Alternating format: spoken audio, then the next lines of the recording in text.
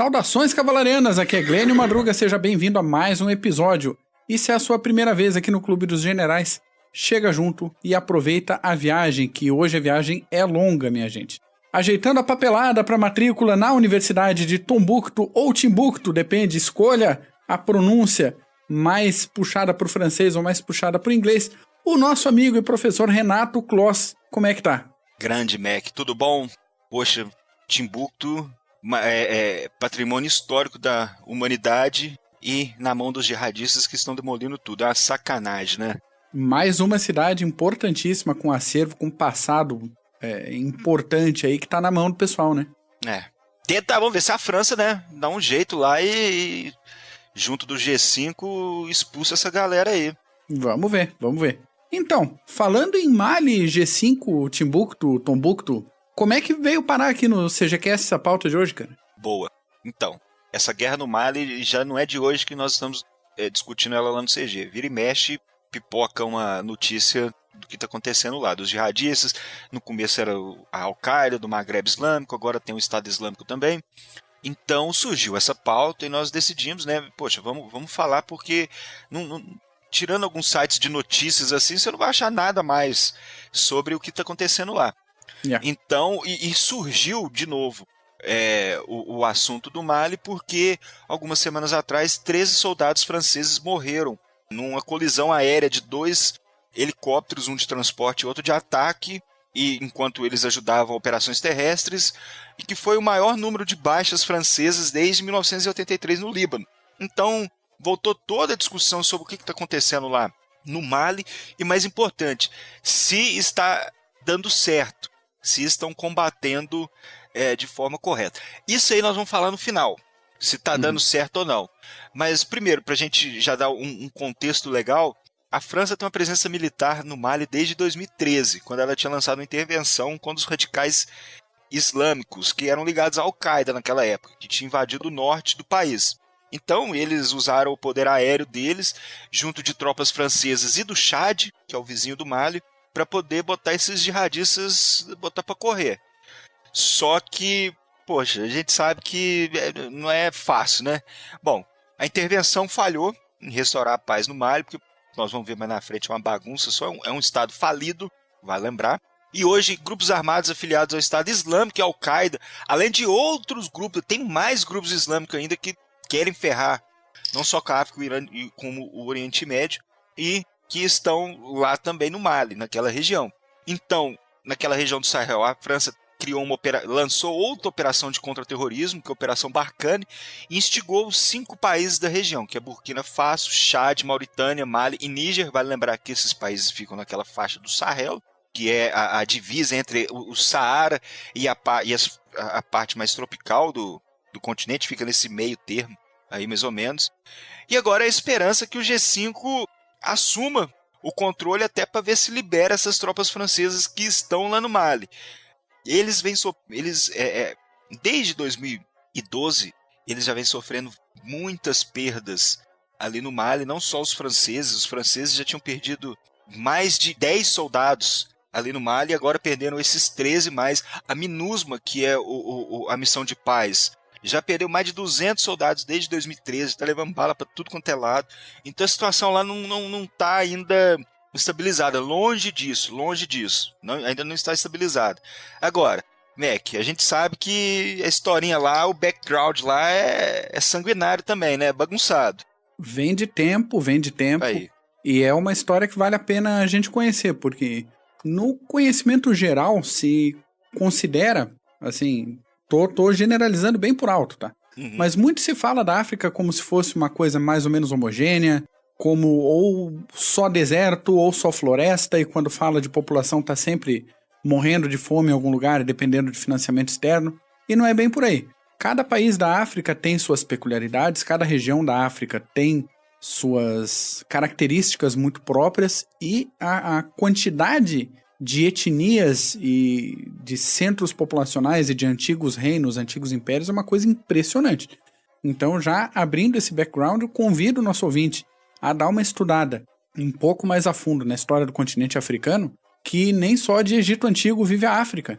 E é um setor da história pouco explorado, uma região de estudo pouco explorado, pelo menos aqui no Brasil, que vale muito a pena a gente conhecer. Falando do Mali, é atualmente o 7º maior país do continente africano, tem uma população de 19 milhões de pessoas, gente para caramba, e uma quantidade muito grande de recursos minerais como ouro, urânio, fosfato, caulim, sal e calcário. Então tem bastante coisa a se trabalhar ali no território, pensando em recursos minerais. Tem demais. Bastante. A fronteira norte é com o Saara e a fronteira sul próxima aos rios Níger e Senegal. E aí vale a pena dar aquele grifo no que você falou sobre o Sahel. Não existe uma divisão brusca, né, entre região desértica e região tropical. Tem toda essa faixa de transição que, não vou dizer como amortecimento, mas é onde as principais cidades, e agora aspas, do medievo do continente africano se instalaram, justamente nessa faixa do Sahel. Sobre o território do Mali, ele já fez parte do Império do Ghana, do Império do Mali e do Império Songhai, e acabou caindo em domínio francês no final do século XIX, ali com a partilha do continente pelas potências europeias. Sobre o Império do Ghana, rapidinho, durou entre os séculos 8 e 11, quando caiu para a dinastia almorávida, que a gente já comentou em outros episódios. Boa. Depois o Império do Mali, com território, a maior parte do seu território ao norte do rio Níger, e o auge foi no século XIV. Nesse período do Império do Mali, houve o florescimento dos centros de comércio e de ensino em Djenné e em Tombouctou, ou Timbuktu, e aí a gente tem que dar um tempinho para falar de um sujeito chamado Mansa Musa I. Esse era playboy, viu? Esse era bom, né? Oh. Ele foi o 10º Mansa, era chamado de o Rei dos Reis, e foi o homem mais rico da história, só. Para dar um exemplo aí, ele era muçulmano devoto e um dia resolveu fazer uma peregrinação a Meca, no ano de 1324. A comitiva dele incluía 60 mil homens, mais 12 mil escravizados negros, todos eles vestidos com roupas de seda. Além disso, pelo menos 80 camelos que carregavam sacos e sacos e sacos de pó de ouro, que o Mansa Musa foi distribuindo pelo caminho parte disso e comprando lembrancinhas de viagem. No Egito, o cara distribuiu tanto ouro que a economia local foi praticamente destruída por 20 anos. Tem noção do que foi a passagem do homem. O cara bagunçou. Bagunçou o coreto todinho. Ele também foi responsável pela construção e pelo desenvolvimento de mesquitas e de madraças, como a de Sankoré, que é considerada hoje, claro, com algumas ressalvas, como a mais antiga universidade do mundo. E aqui eu vou deixar em aberto. Claro que, sem dúvida, era um grande centro de aprendizagem, tinha o maior acervo de livros e manuscritos do continente africano desde a época da Biblioteca de Alexandria, mas se era ou não era de fato uma universidade, a gente deixa para outra pesquisa e convida o nosso ouvinte aqui a dar uma investigada. Porque daí a gente entra, qual é o conceito de universidade que a gente tem hoje? Encaixa ou não encaixa? Os alunos podiam questionar os professores em alguns pontos, como as diretrizes islâmicas ou não, e por aí vai, mas isso dá uma pesquisa só para ela. Mas, como última curiosidade sobre Tombouctou, a venda e compra de livros era tão grande que na sua época áurea chegou a ser mais lucrativa do que o comércio de ouro e de escravos. Ai, que beleza. Pois é, o Império do Mali ruiu por excesso de conflitos internos, e o povo Songhai, que vivia a noroeste do que hoje é a Nigéria e transitava por ali, tomou o controle. Outra coisa que é interessante pontuar rapidinho aqui. Ao contrário do continente europeu, onde as fronteiras dos impérios e dos reinos sempre foram bem definidas, no continente africano tudo era mais fluido. Então quando a gente fala do Império do Mali, era mais ou menos uma região para lá, para cá, Império do Ghana, não tinha essa questão de fronteira tão estabelecida, até porque grande parte dos povos era nômade e seminômade. Isso. Então não tinha como fechar ali a barreira e falar, agora você não vai passar para o outro lado, que complica. Eu falei do Império Songhai.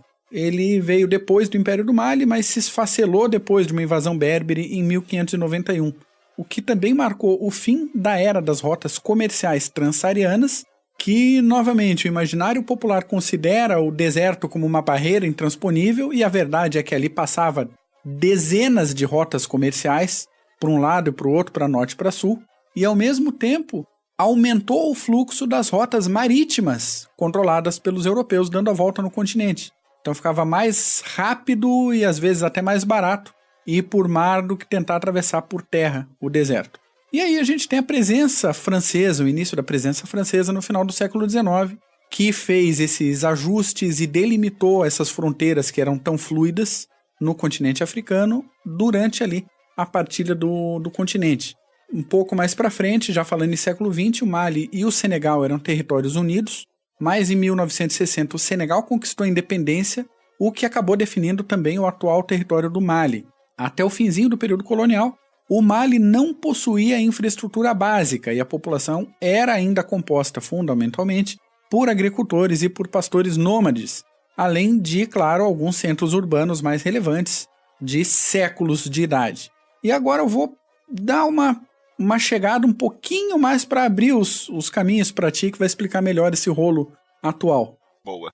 O primeiro presidente do Mali independente, um sujeito chamado Modibo Keïta, instituiu o unipartidarismo, que normalmente é uma péssima ideia, independente da orientação do cara.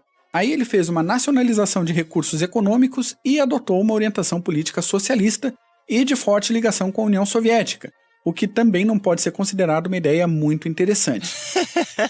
Né? Já erraram 2 vezes. Erraram 2 vezes uma em cima da outra. E aí peço para o ouvinte considerar, nem tudo que acontece nas ex-colônias do continente africano é culpa sozinha do colonialismo. Ah, sim, exatamente. As escolhas dos presidentes, dos ditadores, dos governantes e as escolhas da população, evidentemente, têm a sua importância nas crises e nas dificuldades e nas instabilidades políticas que a gente vê hoje em dia. Por fim, o presidente, o Modibo Keïta, considerava o nomadismo um modo de vida retrógrado, improdutivo e indesejado, e era justamente o modo de vida ainda praticado por boa parte da população do país que ele estava governando. Os tuaregues, e agora ganchinho para os tuaregues, ficaram rotulados como os malinenses inúteis, e naturalmente a política de modernização foi vista por esse grupo como uma nova forma de colonização. Gancho para isso. Em 1968, houve um declínio muito forte da economia. Quem poderia imaginar uma coisa dessas depois de 8 anos de alinhamento com a União Soviética? Houve um golpe militar no país. A ideia era fazer reformas econômicas, mas em parte pela instabilidade política e em parte por uma seca desgraçada que atingiu o país entre 68 e 74, a coisa não andou tão bem. E a seca atingiu de forma mais forte qual região? A região habitada pelos tuaregues, claro. Houve diversos conflitos com estudantes, mais 3 tentativas de golpe, todas elas sem sucesso, e ainda assim a questão unipartidária continuava no país. No início da década de 90, com o final da União Soviética e das tensões entre o mundo comunista e o mundo capitalista, as demandas por mais liberdade política explodiram no país e com elas a violência étnica aumentou. Ainda assim, era um dos países mais estáveis do continente africano, politicamente e socialmente. Olha a quantidade de bagunça que a gente falou até agora e ainda assim... Pois é, até agora. Ainda assim era um dos países mais estáveis do continente. Tá que pariu. O Mali ainda passou por um golpe em 1991, outro em 2002, outra grande seca em 2002 e mais um golpe em 2012. E, atualmente, apesar das dificuldades internas, o Mali apoia a resolução de conflitos regionais, como na Costa do Marfim, na Libéria e na Serra Leoa, o que é descrito como um dos principais objetivos da política externa do Mali. Chegando para passar o bastão para ti, os antecedentes diretos estão ligados ao processo de partilha, colonização e descolonização do Mali, assim como a todos esses conflitos internos e escolhas após a independência. A França continuou sempre presente nas ex-colônias e alguns grupos locais sempre exigiram o final dessa presença constante, deixar o país deles para eles e os franceses que voltem para a França. Aí que em 2011 foi criado o Movimento Nacional pela Libertação de Azawad, o chamado MNLA, que tinha como principal objetivo libertar a população tuareg. Olha os tuaregs aí. E no ano seguinte estourou a 4ª rebelião tuareg, com atentados no norte do país. O Mali ficou dividido, a França aumentou o efetivo militar na região e a coisa esquentou. No início de 2013, teve um sequestro numa refinaria de gás na Argélia, situação essa que culminou com a morte de mais de 20 reféns. O sequestrador era um militante islâmico que exigia justamente o fim da intervenção francesa no Mali, o que finalmente chamou a atenção da mídia. Um outro conflito que me chamou a atenção lendo sobre esse rolo todo no Mali é esse norte do país que está praticamente dividido do sul, e os grupos que querem o final da intervenção da França acabaram entrando num choque de interesses com os grupos que são apoiados pela Al-Qaeda. Então até o norte que está separado está brigando entre si, os dois ao mesmo tempo brigando com o governo oficial do país. Olha a bagunça. Olha que bagunça, Mac. Pelos deuses da guerra, explica melhor o que está acontecendo no Mali hoje. Uma coisa que você citou, Mac, que é muito interessante. Quantas vezes nós já falamos das mazelas que advêm depois do colonialismo? Nós já citamos várias vezes essa parte. Você mesmo falou que às vezes não é bem o problema não é a colônia lá que saiu e que anda trazendo problema, continua trazendo problema. Muito bem, esses países africanos, quando eles atingiram a independência, vale lembrar que a maioria deles, eles não possuem, eles mandaram os europeus embora, vamos dizer assim, e mandando os europeus embora não ficou ninguém para administrar a questão pública nesses países. Então, acabaram que os nacionais que entraram, eles acabaram usando a mesma política que era usada antes pelos colonialistas. Então agora quem é independente, como não criou nada, não sabe como criar, acabaram usando o mesmo sistema. E aí a gente sabe, né? Aí veio a briga contra os socialistas e capitalistas.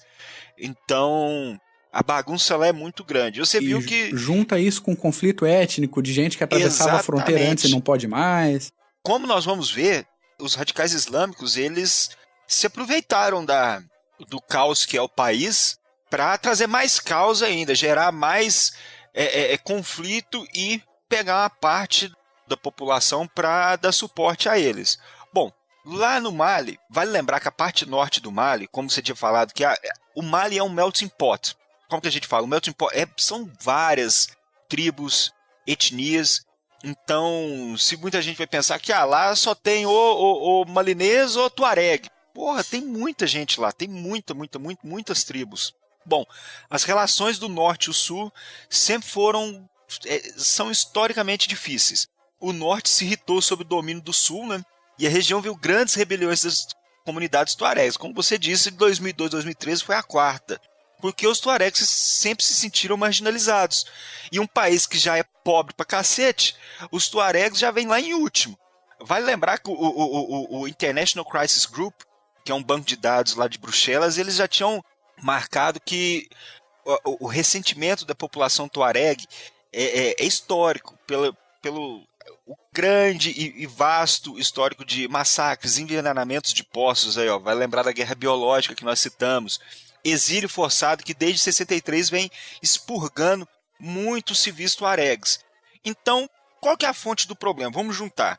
A fonte do problema, primeiro, começou entre 2011 e 2013, nesse período, através de uma crise política e de segurança e humanitária no Mali.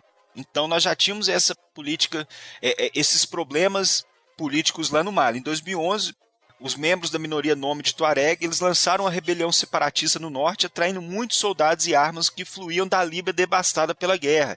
Então esse é o link que nós precisamos fazer. O Mali já vinha enfrentando muitos problemas entre as populações tuaregs, as populações de fazendeiros, caçadores, que são muitos lá na região norte, e com esse problema, essa crise política e de segurança humanitária, os tuaregs se rebelaram. Junto disso, veio o fim da rebelião na Líbia, aquela crise na Líbia que o Muammar Gaddafi foi para o saco. Então acabou que ocorreu um influxo de armas e de guerreiros, tanto os tuaregs como os jihadistas islâmicos. Então, a partir de 2012, acabou a festa lá na Líbia, onde que eles foram buscar um pedaço de terra para tentar criar um califado, não só o Estado Islâmico criar um califado e a Al-Qaeda para bagunçar mesmo. Então, como você disse, Mac, em meio a esse colapso que aconteceu no norte, nessa época de 2011 a 2013, os tuaregs declararam um Estado independente, o Azawad, até que 2011, nesse período chegou Al-Qaeda no Maghreb Islâmico, viu a guerra que estava acontecendo lá e falou, vou tentar aqui também conseguir algo. Então chegou também o Estado Islâmico para bagunçar o Mali de vez. Agora, problemas do país. O Mali sempre enfrentou desafios de segurança e governança, como você mesmo disse. O governo conseguiu até um acordo de paz em 2015. Só que não foram implementadas nenhuma das disposições que eles chegaram naquela época. E os grupos armados signatários continuam a afirmar que o território norte é controlado por eles. Ou seja, não ocorreu nada, não se chegou a lugar nenhum nesse campo político. Hoje, que é o presidente, o Boubacar Keïta, ele venceu a eleição na última eleição, só que o governo dele é pautado por corrupção. Novidade. Então acaba que ele não obtém uma legitimidade por parte a não ser pelo Sul e a não ser pelas potências internacionais. Então, sem essa, ele não tem uma legitimidade. Por isso que até a França está lá ajudando. Ele pediu ajuda à França para tentar continuar contendo essa ameaça jihadista e essa ameaça tribal étnica que ainda causam convulsões no país. Só que isso está bem difícil de ser atingido. Em 2015, a Al-Qaeda do Maghreb Islâmico, olha, tem mais essa ramificação da Al-Qaeda, tem a Al-Qaeda do Maghreb Islâmico, e junto de outros grupos jihadistas, fizeram várias operações desde 2015 até 2018, começo de 2019. Você citou no começo de uma operação deles, em 2017 eles cercaram um hotel em Bamako. Poxa, são várias operações que eles, não só a Al-Qaeda, como o Estado Islâmico também, vem perpetrando no Mali, principalmente no norte do Mali, a não ser quando eles fazem alguma operação na capital Bamako. Tirando isso, os jihadistas continuam lutando. A França, junto do G5, continuam fazendo frente a esses jihadistas, porém é aquilo que nós comentamos no começo do podcast. Está sendo eficiente essa luta? Está sendo eficiente, porém é uma luta de longo prazo. Isso que nós temos que entender, que essas operações de contra-terrorismo, principalmente no Mali, é uma operação de longo prazo. Então, os franceses mesmo dizem que eles mesmos falam que apenas lutar com ideias de barrar o jihadismo não adianta. Você precisa de dinheiro, você precisa de apoio. E Macron está pedindo apoio não só para o G5, esses países vizinhos, mas também pedindo apoio para os países europeus e os Estados Unidos, para tentar injetar um pouco mais de patrocínio, um pouco mais de dinheiro, para tentar acabar de vez com esse problema no Mali. Esses países como Síria, Iêmen e Líbia, que hoje estão nas capas dos jornais como os problemas maiores do radicalismo islâmico, acaba que esses países estão aos poucos se livrando desse radicalismo. Porém, o Mali, Nigéria, Somália, esses países ainda não estão sendo observados atentamente por toda a comunidade global. Parece que, por enquanto, só a França que está tentando fazer frente, primeiro com a Operação Serval e agora com a Operação Barkhane, para tentar barrar esse caldeirão de jihadismo que se tornou o Sahel. Então, por enquanto, só a França. Agora vamos torcer para a comunidade internacional lembrar que o Mali também, não só o Mali, mas toda aquela região do Burkina Faso, Níger, Chad, estão lotados de jihadistas, são um terreno perfeito para a Al-Qaeda, para o Estado Islâmico e as outras palhaçadas que eles inventaram aí. É um lugar perfeito para eles atuarem. Por quê? Porque eles apelam nas fraturas da sociedade. Você vê o Mali, como nós citamos, o Mali tem os tuaregs lutando contra os caçadores, fazendeiros, enfim. É uma briga e quem chega lá escolhe um lado e resolve, como se diz, bagunçar, como estão bagunçando até hoje. E eu acredito que isso vai levar mais um tempo, viu, Mac? Isso aí isso não é algo como os franceses falaram, isso é uma guerra a longo prazo. Você, como exemplo, eles estão desde 2012, 2013 lá e até hoje nada. E se não tiver esse apoio da comunidade internacional inteira aí, principalmente dando din-din pra galera lá, tirando a MINUSMA, que é a operação de paz, os franceses e o Chad é que estão levando a parte mais pesada dessas operações e das baixas também. Então, chega uma hora que vão embora e vai deixar aquilo lá e para o Mali e aquela região se encher de jihadistas e depois eles migrarem para a Europa, como nós estamos vendo, é um passo. Então, aquilo vai durar por muito mais tempo, essa guerra no Mali aí, essa briga não só étnica entre tribos, tuaregues, caçadores, mas como jihadistas e o governo falido, mas ainda tem um governo lá. Pois é interessante a gente perceber nesse contexto a ligação bem própria que a França tem com as ex-colônias, né? Que a gente comentou aí que eles estão junto, eles estão com intervenções, e não é puramente interesse financeiro, apesar de, evidentemente, a gente não é inocente de achar que não há interesse também em exploração de minerais, mas não é só isso, só a gente acompanhar o histórico da França nesse processo pós-colonial. Tô chamando o francês de santinho. Não tô, mas a França não virou completamente as costas como outras nações fizeram. Eles estão lá. Como a Bélgica estão fez, lá, como a Inglaterra fez em tentando alguns pontos, limpar a bagunça. Vale lembrar também que no dia 5 desse mês, o Macron, ele convidou vários líderes desses países daquela região para tentar colocar um plano em prática de cooperação e tentar acabar de vez. Então, nós conseguimos observar que, pelo menos por parte da França, eles estão correndo atrás. Sim, porque é prejuízo para todo mundo também, Para todo mundo. Dinheiro que está indo para resolver um conflito no Mali, ou no Iêmen, ou no Congo, ou em qualquer outro lugar, não está sendo usado para resolver problemas locais, para resolver problemas para investimento e para tantas outras coisas que poderia ser usado. Então, guerra é sempre prejuízo, rebelião assim é sempre prejuízo, e principalmente quando a gente tem essas populações historicamente ferradas, para não dizer outro termo, mas assim, a gente já está classificado como explícito mesmo, seja no Spotify, no Apple Podcast, pode falar, a gente já está ferrado nisso aí, não tem erro. Já.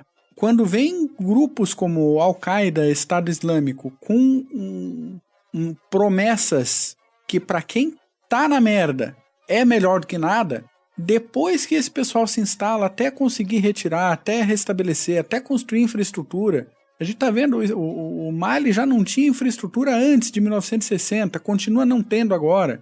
É muito complicado, é muito difícil. Ou seja, é aquela receita a receita do Estado falido. É isso aí. Receita do Estado falido. Aí pega esses vampiros jihadistas que gostam de uma briga étnica, o Al-Qaeda chegou lá para um grupo étnico que brigava dos tuaregs e falava, se junta a gente que nós vamos proteger vocês. Pronto, entraram e já estão com aquela cabeça de ponte lá há muito tempo. Dom Paulos, fontes para leitura, estudos. Olha, a fonte para a leitura do que está acontecendo no Mali são jornais, principalmente de BBC, Le Monde, porque não tem. E recomendo pro nosso ouvinte acompanhar canais africanos. Isso! Tem muitos canais de notícia que publicam em francês e em inglês, então é tranquilo de acompanhar, até pela quantidade de traduções automáticas nos navegadores e coisas. Fica um pouquinho truncado, mas não é nada impossível de acompanhar o que está acontecendo. E existem diversos canais também de Angola e do Moçambique, por exemplo, que dão essas notícias internacionais do continente africano em português. Então convido todo mundo que tiver interesse. Tem a BBC África também. Isso. Assine esses canais, porque é interessante a gente tirar o olho só do que está incomodando no calcanhar da gente. Abrir um pouco o horizonte e olhar mais longe faz bem. Isso. Livros indicados por mim, não para o conflito atual do Mali, mas de uma forma geral. A coletânea da ONU sobre a História Geral da África, que está disponível gratuitamente, legalmente, em PDF online para quem quiser. E os exemplares físicos também estão disponíveis para quem quiser comprar e ter na estante. Um outro livro, O Destino da África, de Martin Meredith, livro bem interessante, que a gente também vai deixar o link aqui na descrição do episódio. E mais um convite para que o nosso ouvinte interessado leia obras do africanista Alberto da Costa e Silva, que são livros muito bons. Excelente. Sobre a história do continente. É isso por hoje? É isso, meu querido Mac von Mackensen. Maravilha. Se você é nosso amigo ouvinte e gostou desse episódio, acha que alguém mais pode gostar também, compartilhe o link, baixe o áudio, espalhe por aí, esparrame por aí a palavra do Clube dos Generais. Paulo, obrigado por mais uma semana. Eu que te agradeço, Mac. Um abraço ao ouvinte aí, CG, isso aí, vamos que vamos. Vamos lá, até semana que vem. Falou!